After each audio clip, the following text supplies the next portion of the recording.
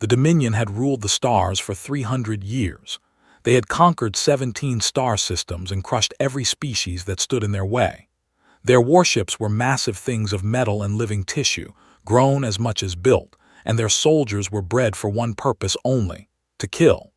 High Commander had led more conquests than he could remember, and each one had ended the same way.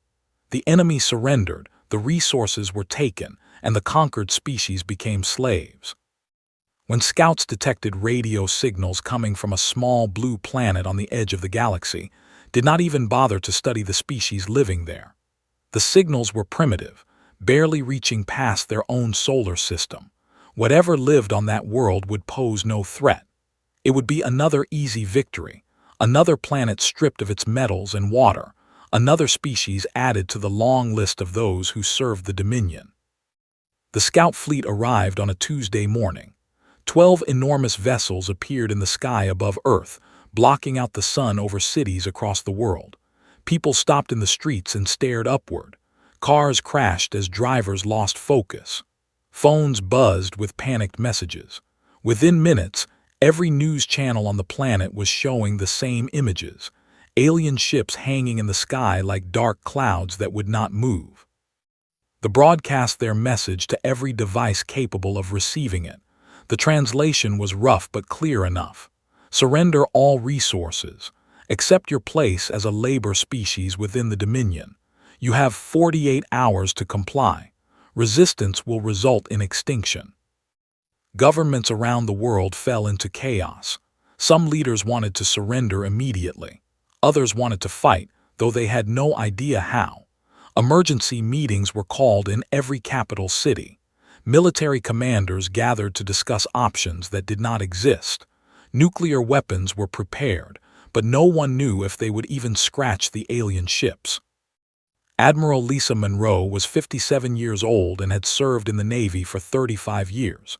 She had commanded ships in 3 different wars and had seen more combat than most soldiers would see in 10 lifetimes. But nothing had prepared her for this. She sat in a bunker beneath Washington, surrounded by generals and politicians who looked to her for answers she did not have. The first day passed in arguments and fear. Some wanted to send a message of peace. Others wanted to launch everything they had at the alien ships before the deadline expired.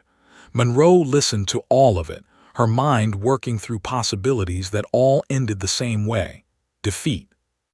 On the second day, she made her decision. She stood before the United Nations Emergency Council, a room filled with the most powerful people on Earth, all of them looking at her with desperate eyes. She spoke clearly and without emotion, because emotion would not help them now. "We cannot win this war," she said. "Not today, not with what we have, but we can hurt them. We can make them bleed, and if we are going to die, we will die fighting.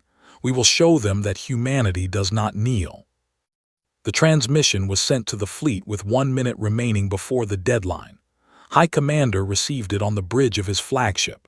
His translators converted the human words into something he could understand, and when he heard them, he laughed. It was a deep, rumbling sound that echoed through the command center. His officers joined him, their sharp teeth showing in what passed for smiles among their kind. "They choose extinction," said. "Grant them their wish." The bombardment began at dawn over the Pacific Ocean.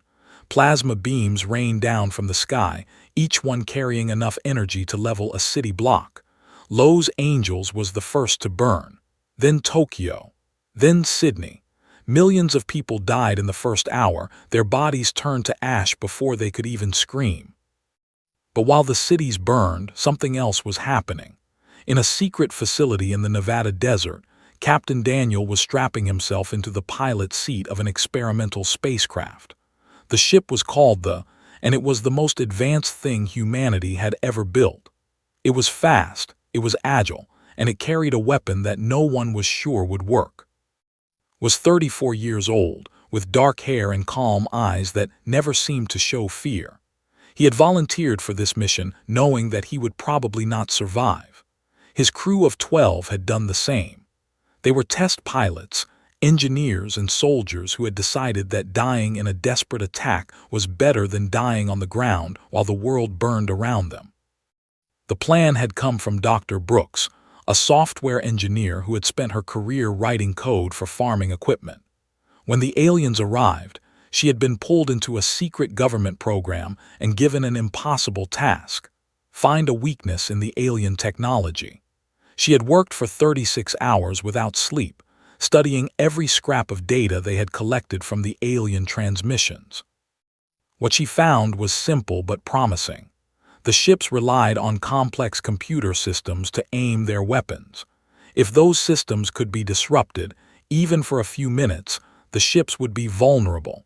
And the best way to disrupt them was an electromagnetic pulse, the kind created by a nuclear explosion in space.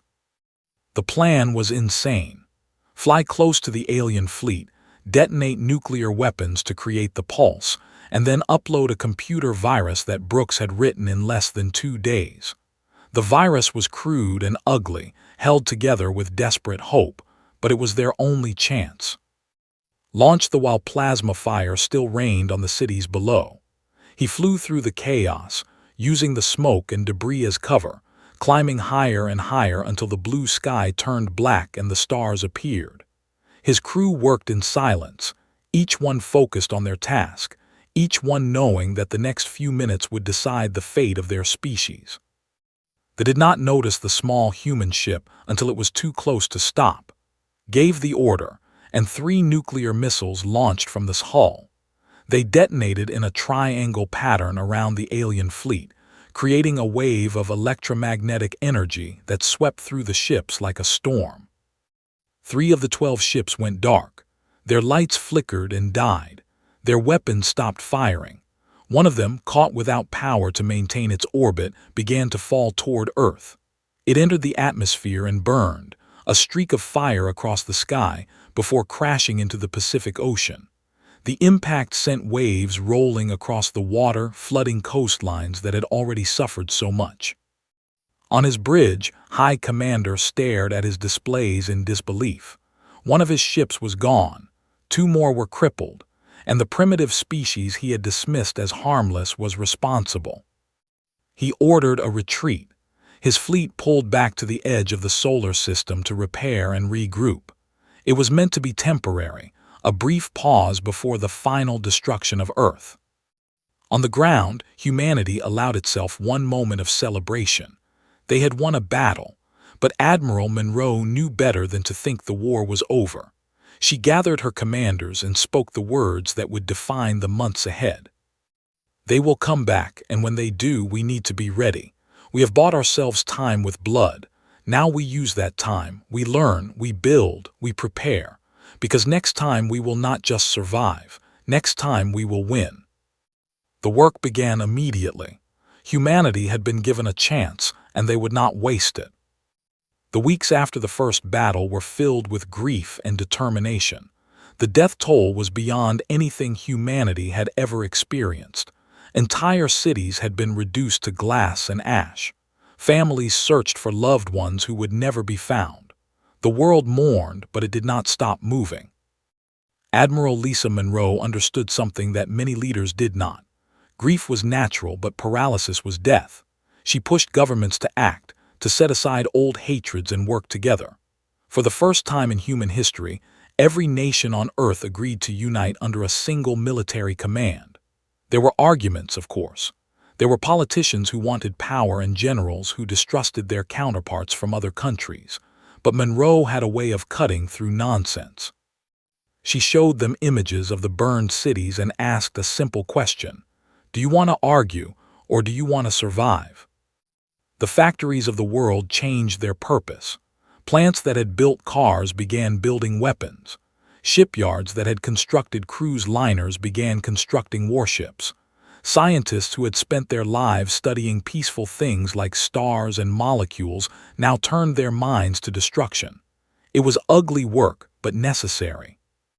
Dr. Brooks found herself at the center of this transformation. Her virus had crippled 3 alien ships, and now everyone wanted her to do more. She was given a team of the best programmers on Earth, and told to find new weaknesses in technology. She worked 18-hour days, sleeping on a cot in her laboratory, eating meals she did not taste.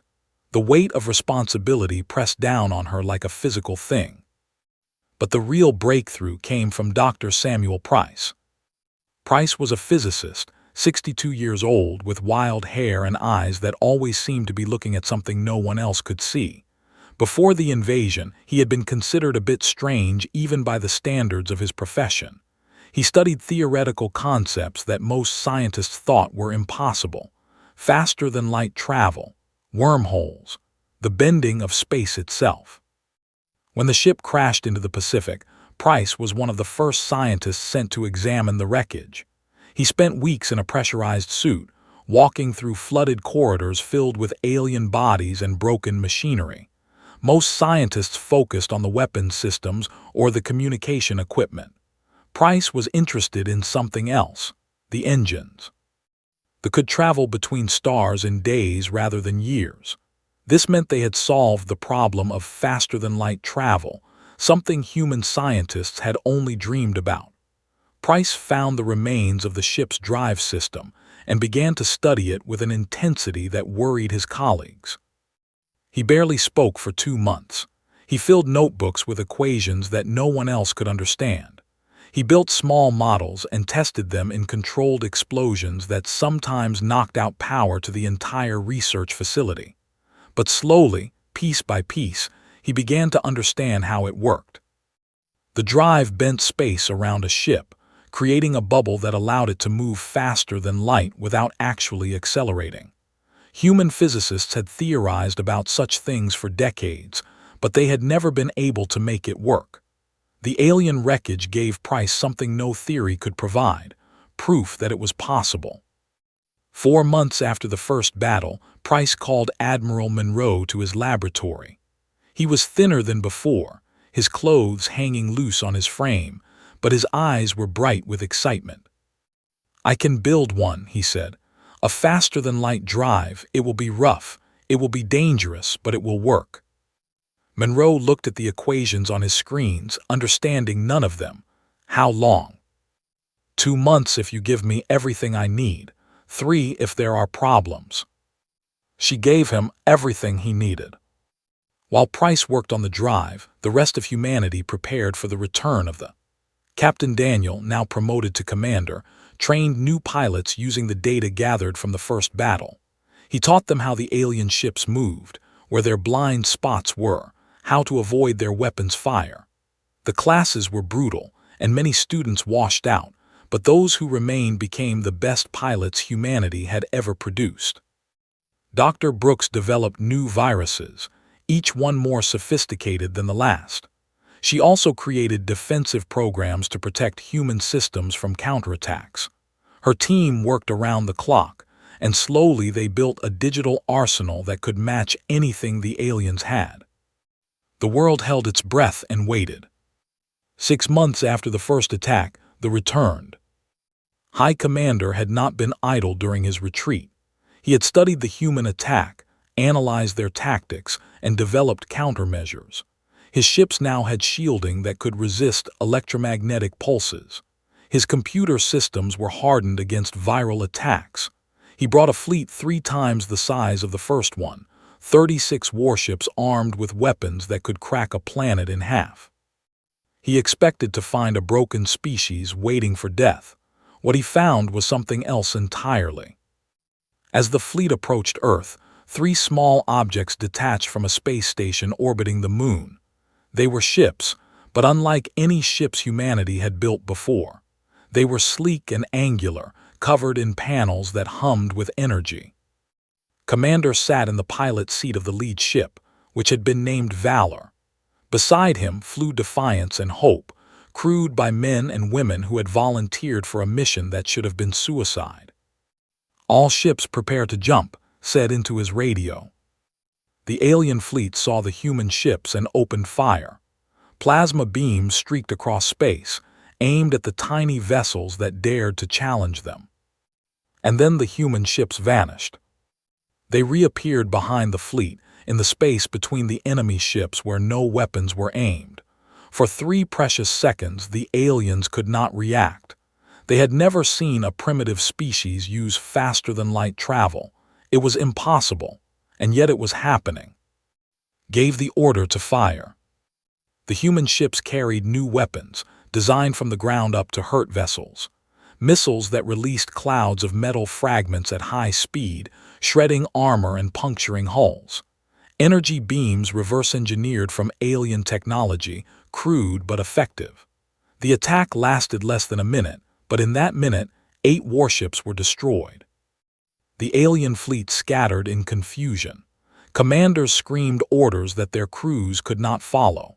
Ships crashed into each other trying to turn and face a threat they did not understand. Admiral Monroe watched from Earth, her hands gripping the edge of a control console. She had gambled everything on this moment. Price's drives, Brooks's weapons, courage. If any of them had failed, humanity would have died today. They did not fail. High Commander retreated for the second time, his fleet reduced by nearly a quarter. As he fled to the edge of the solar system, he sent an urgent message to the Dominion. His words would change the course of galactic history. The humans are no longer prey. They have learned to jump between stars. They have learned to fight. If we do not destroy them now, they will become a threat to everything we have built. On Earth, humanity celebrated their victory. But Admiral Monroe did not join the celebrations.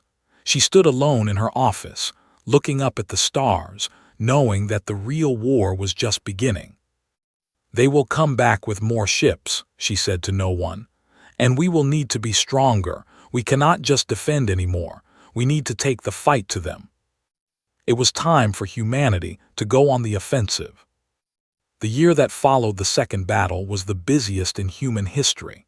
Every resource, every mind, every pair of hands was put to work building a fleet that could challenge the Dominion. Shipyards operated day and night. Mines dug deeper than ever before.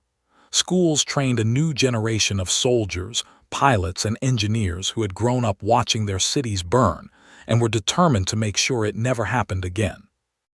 Admiral Lisa Monroe oversaw all of it from a command center built deep beneath the Rocky Mountains. She slept 4 hours a night and spent the rest of her time reviewing reports, approving designs, and pushing her people to work faster. She knew that somewhere out there, they were doing the same thing. The next battle would decide everything. Dr. Samuel Price continued to improve his faster-than-light drive. The first version had been dangerous and unreliable, capable of only short jumps. The second version was better.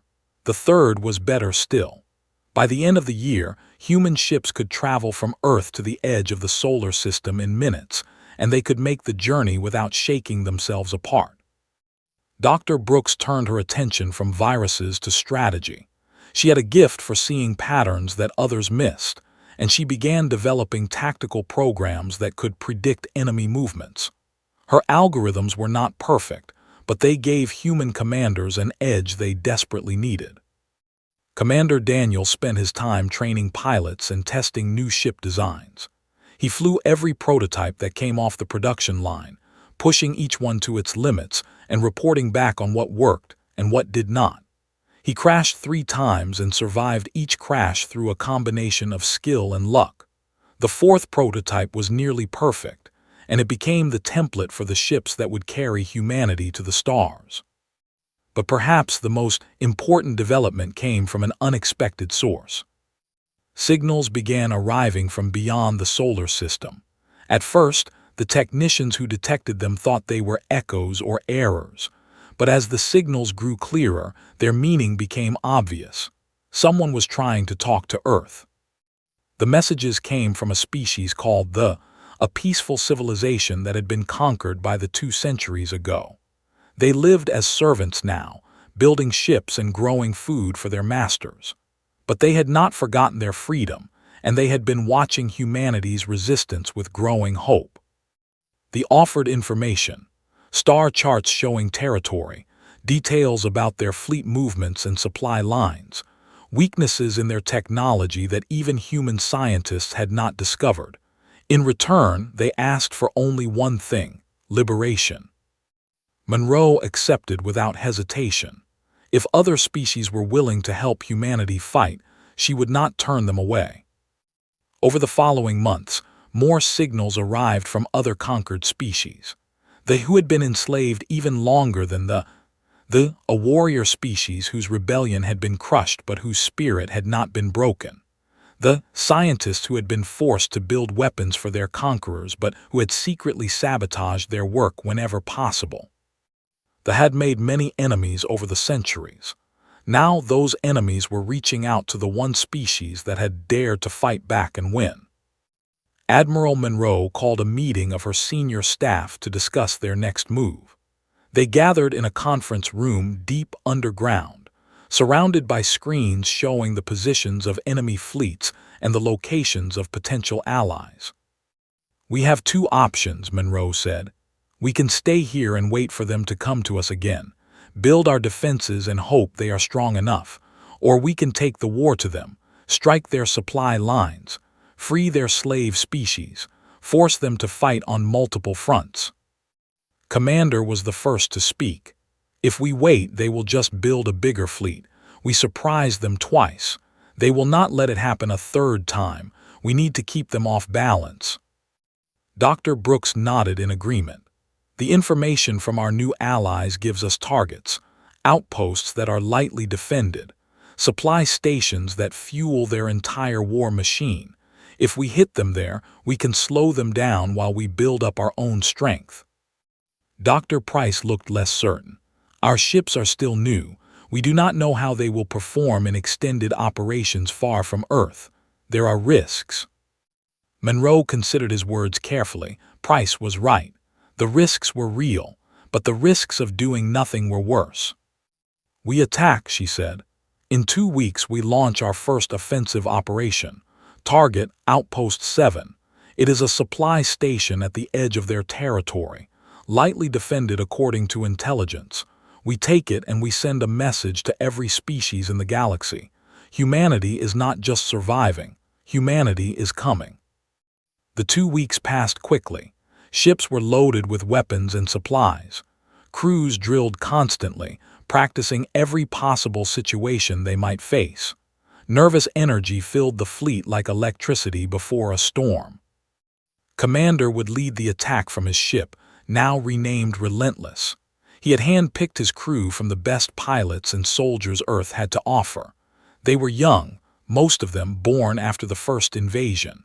They had grown up in a world at war, and they were ready to fight. On the day of departure, Admiral Monroe came to see them off. She walked through the hangar where the ships waited, their hulls gleaming under artificial lights. She stopped to speak with each crew, offering words of encouragement and thanks. When she reached, she paused. "Bring them home," she said quietly. Met her eyes.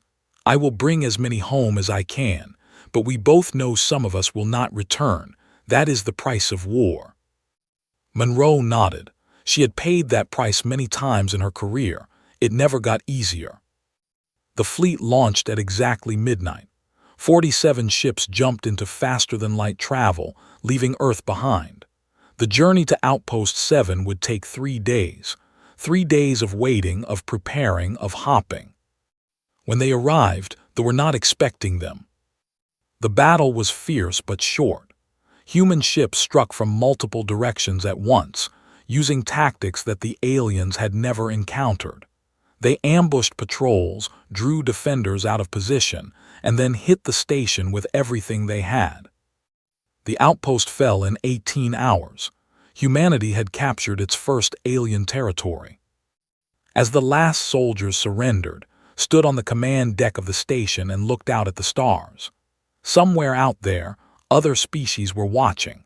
Other species who had lived under rule for centuries were seeing proof that the invaders could be beaten. He activated a communication channel that would broadcast across the sector. His message was simple. "This is Commander Daniel of the Earth Fleet. Outpost 7 is now under human control. To any species listening, know this: we are fighting back, and we are winning. Join us." The responses began arriving within hours. Ships bearing flags of rebellion jumped into the system.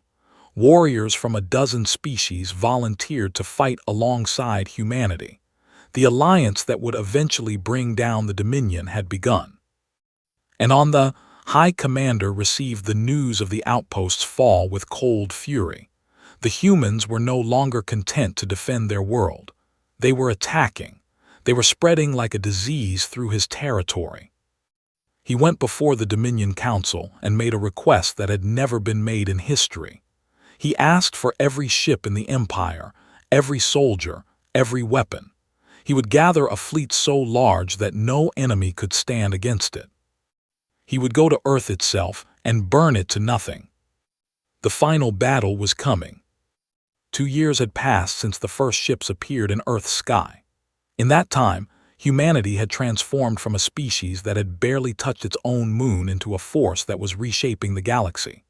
The fleet had grown from 3 experimental ships to nearly 200 vessels of various sizes and capabilities.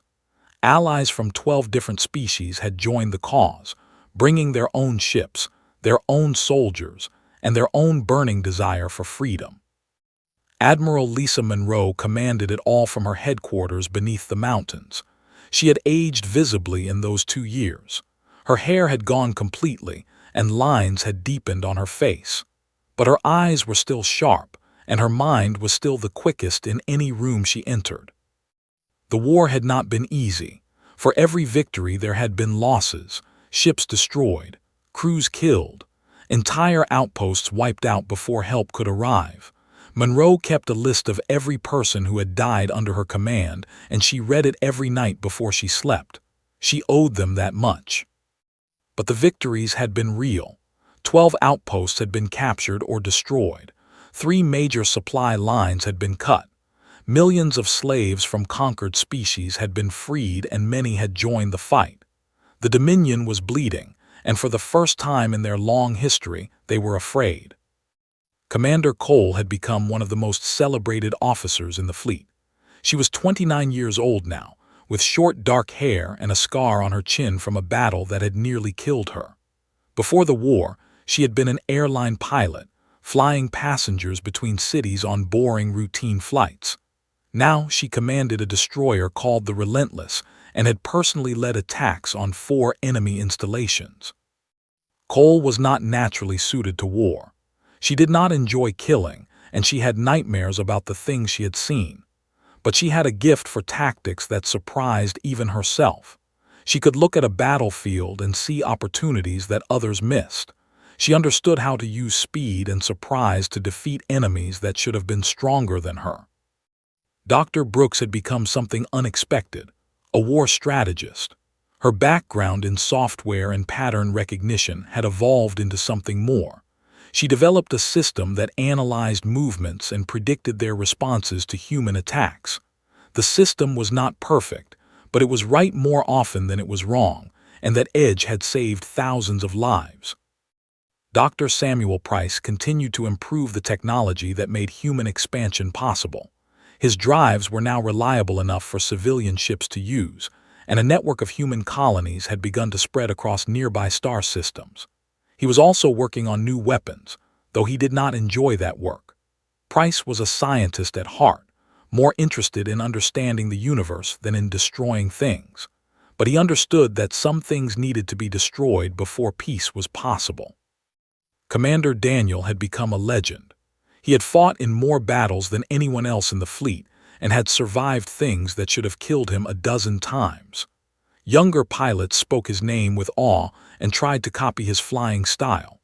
He accepted the attention with uncomfortable grace, always pointing out that he had not won alone, that every victory belonged to his crews and his allies.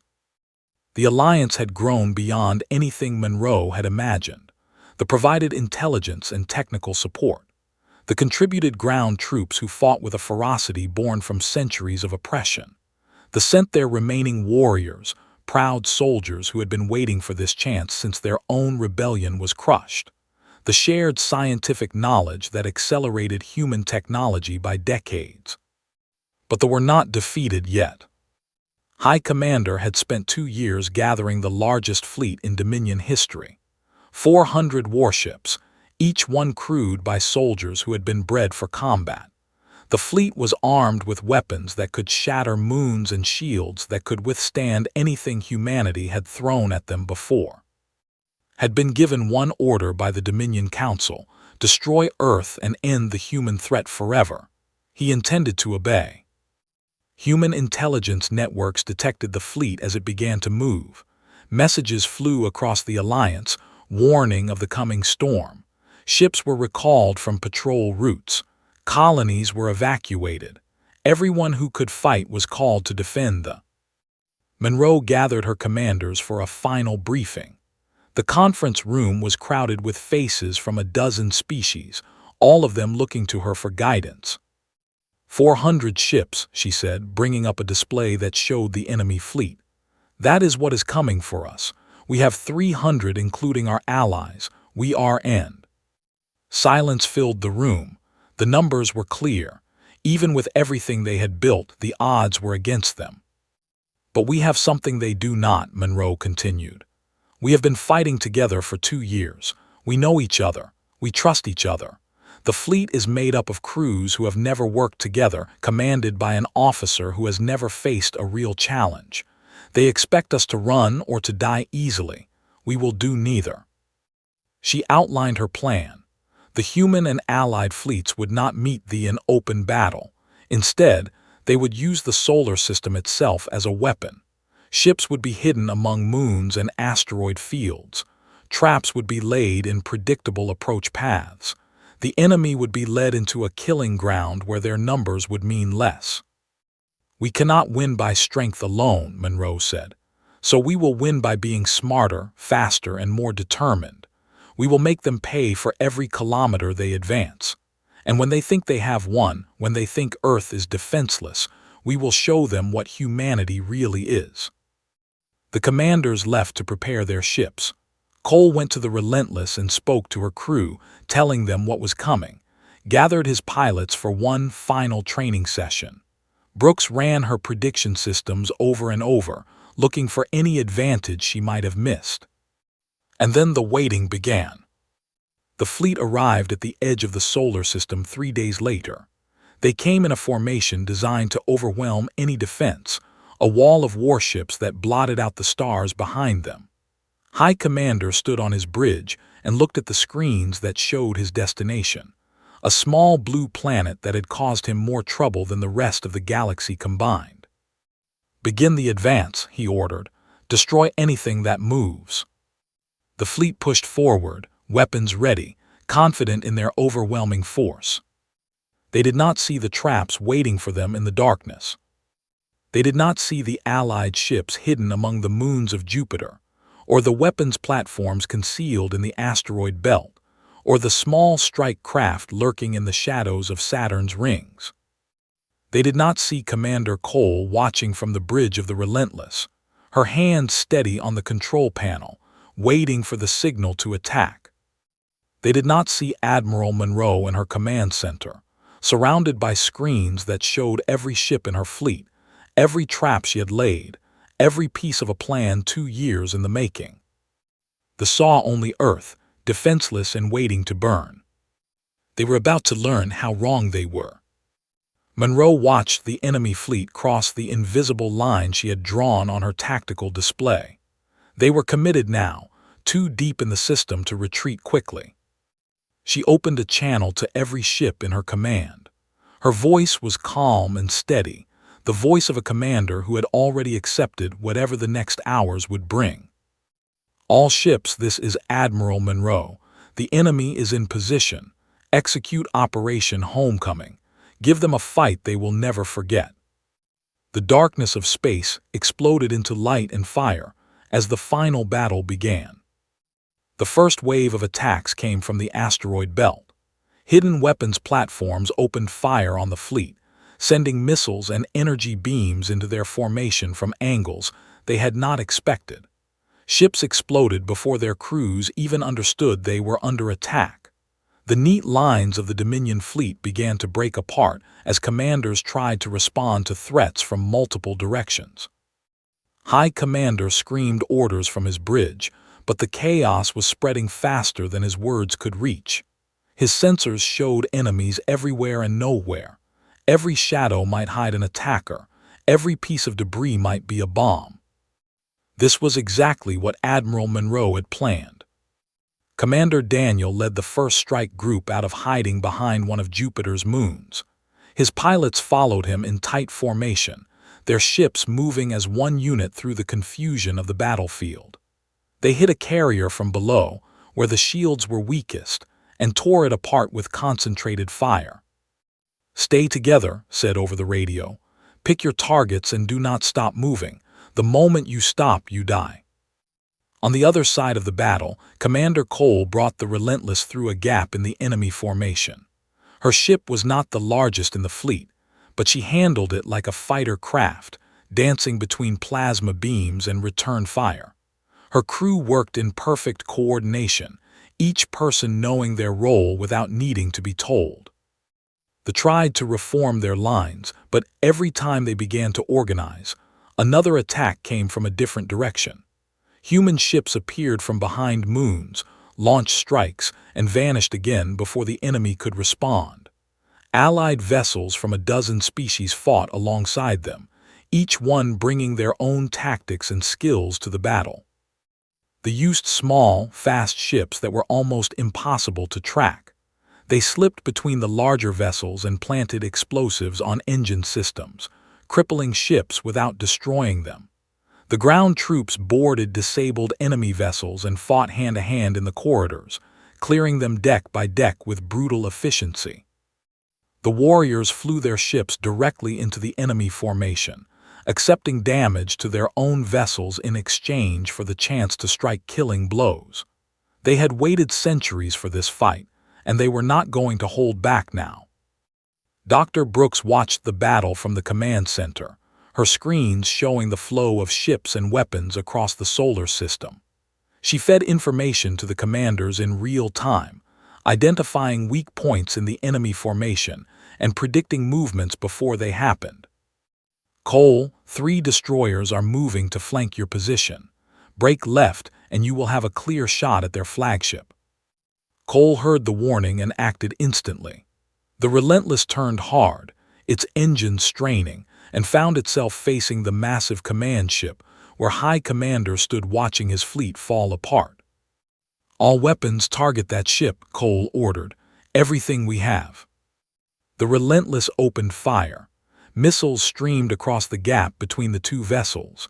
Energy beams carved lines of destruction across the enemy hull. The flagship shuddered under the assault, its shields flickering. But the flagship was not defenseless. Return fire smashed into the Relentless, tearing through armor and systems. Alarms screamed throughout the ship. Crew members fell at their stations. Cole felt her vessel dying around her, but she did not stop firing. Saw what was happening and brought his strike group to help. They hit the flagship from behind, pouring fire into its engines. The massive ship began to drift, its power failing. High Commander looked at the damage reports on his screens and understood that he had lost. His fleet was being torn apart around him. His flagship was crippled. Everything he had built, everything the Dominion had achieved in 3 centuries of conquest, was crumbling in the face of a species that should have been easy prey. He could not accept it. He refused to accept it. "Prepare boarding parties," he ordered. "We will take their command center. We will kill their leaders with our own hands." His officers looked at him with something approaching fear. The battle was lost. They should retreat, save what ships they could, but was beyond reason now. His pride demanded blood. The shuttle carrying and his elite guards launched from the dying flagship. It flew through the chaos of the battlefield, dodging debris and weapons fire, heading for Earth. Behind him, the remains of his fleet tried to follow, but human and allied ships cut them apart piece by piece. Admiral Monroe received the warning that an enemy shuttle was approaching Earth. She watched it on her screens, tracking its path, knowing what was coming. "He is coming here," she said quietly. "He wants to end this personally." She could have ordered the shuttle destroyed. A single missile would have ended the threat. But Monroe understood something about war that went beyond tactics and weapons. Some things needed to be settled face to face. "Let him land," she said. "I will meet him myself." Her staff protested, but she silenced them with a look. She had spent 2 years sending others to fight and die. Now it was her turn to face the enemy directly. And his guards landed near the entrance to the command bunker. They fought their way through the first line of defenders, their enhanced bodies and advanced weapons cutting down the human soldiers who tried to stop them. But each step cost them. Guards fell to traps and ambushes. By the time reached the command center, only 3 of his soldiers remained. Monroe was waiting for him. She stood in the center of the room, alone, a weapon in her hand. Around her, screens showed the final moments of the battle above. The fleet was breaking. Ships were surrendering. The war was ending. Looked at the screens and then at the human woman who had orchestrated his defeat. She was small compared to him, old by human standards, with hair and tired eyes. But she did not look afraid. "You have destroyed everything," he said, his translator turning the words into something she could understand. 3 centuries of conquest, an empire that stretched across the stars, all of it ruined by primitives. Monroe nodded slowly. "Yes." How did you do this? You were nothing, you had nothing." Monroe considered the question carefully before answering. "We had something you never understood. We had each other. We had allies who believed in us. We had people who were willing to die for something bigger than themselves. You had an empire built on fear and slavery. When that fear broke, you had nothing left." Raised his weapon, but Monroe was faster. She fired twice and 2 of his guards fell. The third charged at her, and she met him with a blade she had carried since her first command. The soldier was stronger than her, but she was smarter. She used his momentum against him, let him overextend, and put the blade through his neck. Then she faced alone. The High Commander looked at his fallen soldiers, at this human who had killed them, and felt something he had never experienced before: doubt. His whole life he had believed that strength was all that mattered. The strong conquered the weak. The powerful ruled the powerless. It was the natural order of things. But this woman had beaten him. Her species had beaten him. And they had done it not through strength alone, but through something else.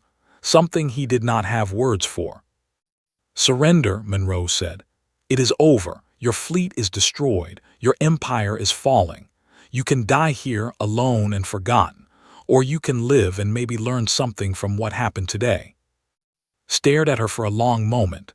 Then slowly he lowered his weapon. Above Earth, the last ships stopped fighting. One by one they broadcast signals of surrender. The battle was over. The war was won. In the months that followed, the galaxy changed. The Dominion collapsed as species they had conquered rose up to claim their freedom. New governments formed. New alliances took shape. Humanity found itself at the center of a changing universe, respected and feared in equal measure. Admiral Lisa Monroe retired a year after the final battle. She went back to Montana, to the mountains where she had grown up, and spent her days in peace. Sometimes she looked up at the stars and thought about everything that had happened. The millions who had died. The billions who had been saved. The choice she had made when the aliens first arrived. She had said that humanity would not kneel. She had been right. The Galactic Council invited humanity to join as full members. Other species welcomed them, some with gratitude for their liberation, others with wariness about what this new power might become. But all of them understood one truth that would echo through history for generations to come. They had thought humanity was easy prey. They had attacked without warning, expecting quick surrender and easy conquest. They had learned fast how wrong they were. And the galaxy would never make that mistake again.